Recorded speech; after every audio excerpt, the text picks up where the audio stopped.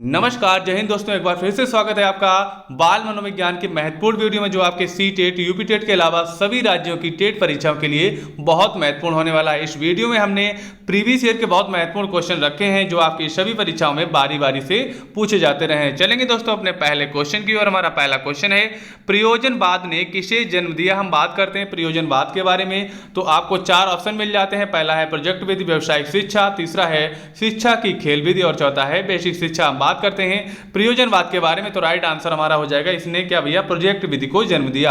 यानी कि प्रयोजनवाद वाले जो मनोवैज्ञानिक थे उन्होंने प्रोजेक्ट विधि के बारे में प्रतिपादन किया। बात करते हैं प्रोजेक्ट विधि को किसने दिया, तो ये भैया दिया था किसने, जॉन डीवी ने दिया था। किसने, जॉन डीवी ने दिया था।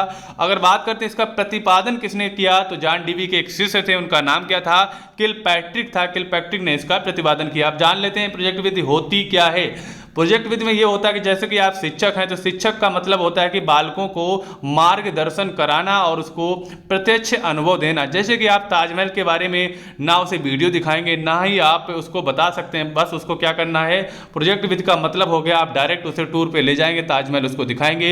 या किसी नदी नहर के बारे में बता रहे तो आप उसको डायरेक्ट उसको दिखाएंगे, यानी कि आपको उसको बताना नहीं है, उसको प्रत्यक्ष अनुभव देना है, प्रत्यक्ष उसको दिखाकर अनुभव देना है। तो यही हमारी क्या हो गई, प्रोजेक्ट विधि होगी, जिससे बालक है कि बहुत जल्दी वो सीखता है। चलेंगे अपने अगले क्वेश्चन पर। क्वेश्चन हमारा है, अभ्यास से क्या होता है। हम बात करते हैं अभ्यास के बारे में। चार ऑप्शन आपको मिल जाते हैं। ज्ञानेंद्रियों का प्रशिक्षण होता है, याद होता है, या दिया है कि ज्ञान प्राप्त होता है, गृह कार्य नियमित करने की आदत पड़ती है। हम बात करते हैं अभ्यास से क्या होता है भैया, राइट आंसर हमारा हो जाएगा ए, यानी कि ज्ञानेंद्रियों का प्रशिक्षण होता है। जो उसकी माइंड की ज्ञानेंद्रियां हैं भैया, उनका क्या होता है, ट्रेनिंग हो जाती है, जिससे वो उसकी क्या हैबिट में आ जाता है और वो कार्य को बहुत कुशलता पूर्वक करने लगता है। तो राइट आंसर हमारा ए हो जाएगा। चलेंगे अपने अगले क्वेश्चन पर। क्वेश्चन हमारा अगला है, कक्षा में आप कैसे प्रश्न करना पसंद करेंगे। हम बात करते हैं भैया, अगर कक्षा में आप हैं तो कैसे प्रश्न करेंगे जिससे बालकों को क्या हो भैया, विकास हो, माइंड का विकास हो। तो पहला क्वेश्चन ऑप्शन देख लेते हैं, दिया है कि जिनका उत्तर सभी छात्र दे सकें, तो बिल्कुल गलत हो जाएगा।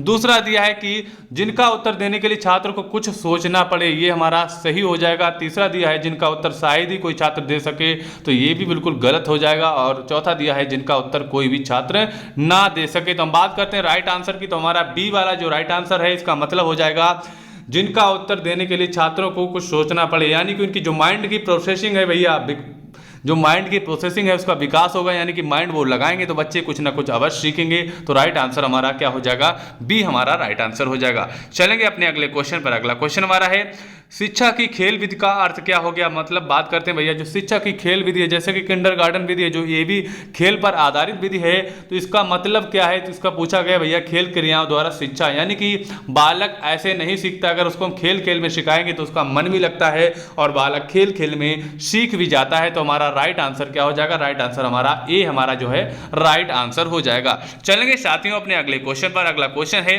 खेल माध्यम से शिक्षा क्या है। हम बात करते हैं भैया खेल माध्यम से शिक्षा क्या है, तो इसका राइट आंसर क्या हो जाएगा, राइट आंसर हमारा हो जाएगा सी। शिक्षा जो है भैया मनोवैज्ञानिक है, तो राइट आंसर हमारा सी हो जाएगा। चलेंगे दोस्तों अपने अगले क्वेश्चन पर। क्वेश्चन है, छात्र केंद्रित शिक्षण का आशय क्या है। हम बात करते हैं भैया छात्र केंद्रित शिक्षण के बारे में। एक होता है शिक्षक केंद्रित, तो होता है छात्र केंद्रित।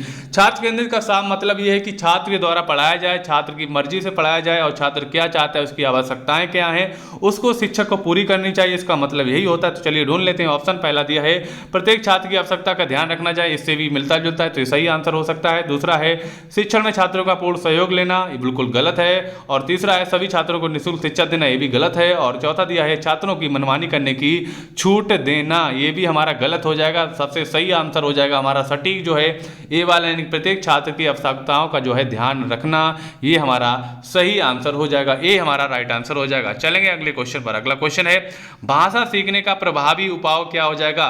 जैसे कि भाषा सीखने का प्रभावी उपाय क्या है कि भैया सबसे अच्छा उपाय क्या है, तो आपको आंसर बताना है। पहला है वार्तालाप करना, दूसरा है सहायक पुस्तकें पढ़ना, तीसरा अखबार पढ़ना और चौथा है पाठ्य पुस्तक पढ़ना। तो राइट आंसर हमारा क्या हो जाएगा, वार्तालाप करना।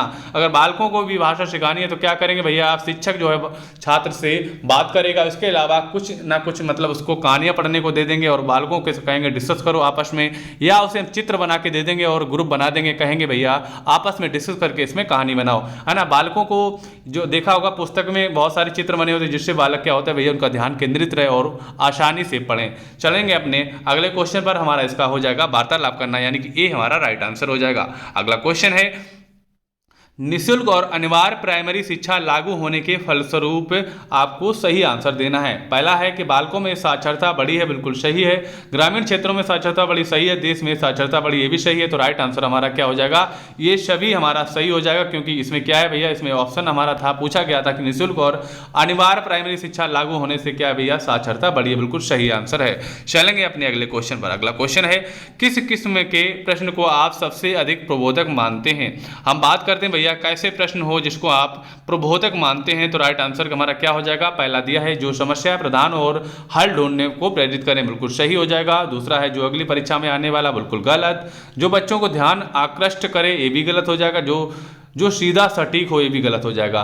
सबसे सही आंसर हमारा हो जाएगा जो समस्या प्रधान हो, यानी कि अगर समस्या नहीं होगी तो आप उसका हल नहीं ढूंढेंगे, अगर हल ढूंढेंगे तो आप हल ढूंढने के लिए प्रेरित होंगे, तो बच्चे कुछ ना कुछ सीखेंगे। तो हमारा सही आंसर क्या हो जाएगा, ए हमारा राइट आंसर हो जाएगा। तो राइट आंसर हमारा क्या है, राइट आंसर हमारा इसका ए है जो राइट आंसर हो जाएगा। चलेंगे अपने अगले क्वेश्चन पर। अगला क्वेश्चन है, पाठ्यचर्या के निर्माण में मुख्य रूप से किस बात का ध्यान रखा जाता है। हम बात करते हैं जैसे कि बालक के लिए कोई पाठ्य योजना बनाई जा रही है, पाठ बनाया जा रहा है, तो किस चीज का ध्यान रखा जाता है। पहला दिया है छात्रों के परिवेश का दिया हुआ है ना। दूसरा दिया है पाठ सामग्री का। तीसरा है शिक्षा के उद्देश्यों का। चौथा है शिक्षण विधियों का। तो राइट आंसर क्या है, शिक्षण विधियों का प्रयोग तो सिर्फ शिक्षक को ही करना है। अगर हम छात्रों की बात करते हैं तो छात्रों के लिए भैया उसके क्या शिक्षा के उद्देश्यों का जो है ध्यान रखा जाता है। तो इसका राइट आंसर हमारा सी जो है राइट आंसर हो जाएगा। अगला क्वेश्चन पे क्या है देख लेते हैं। अगला क्वेश्चन है, बाल मनोविज्ञान की सहायता से शिक्षक किस बात का ज्ञान प्राप्त कर सकता है। पहला है छात्रों की अभिरुचि, बिल्कुल सही बात है, इसका भी पता कर सकता है। छात्रों की क्षमता भी पता कर सकता है। छात्रों का चेतन और अचेतन व्यवहार भी पता कर सकता है। तो यानी कि हमारा डी सही हो जाएगा।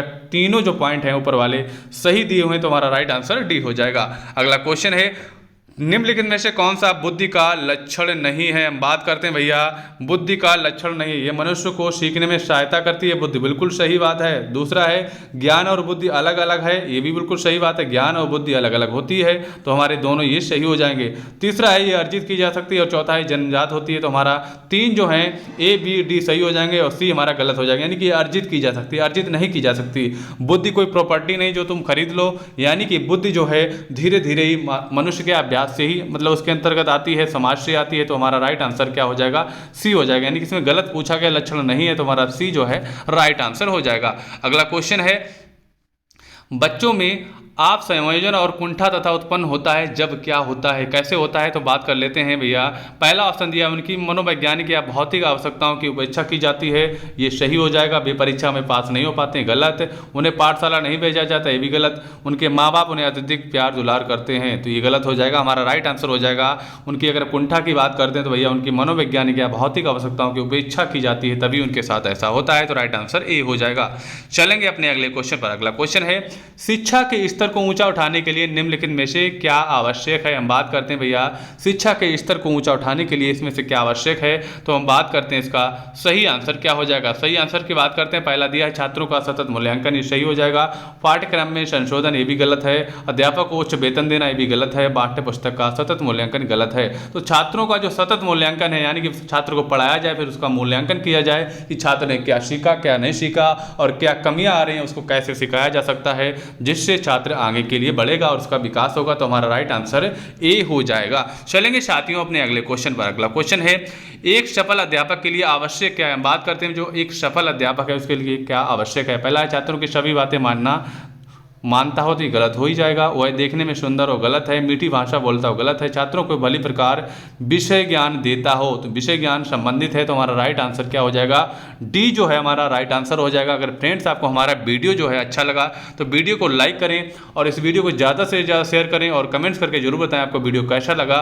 अगर आपने हमारे चैनल को अभी तक सब्सक्राइब नहीं किया, सब्सक्राइब कर लें, जिससे आपको भविष्य में सारी वीडियो और शिक्षक भर्ती से जुड़ी सारी जानकारियाँ मिलती रहें। चलिए दोस्तों, आपको मिलते हैं अपने अगली वीडियो के साथ, तब तक के लिए जय हिंद, वंदे मातरम साथियों।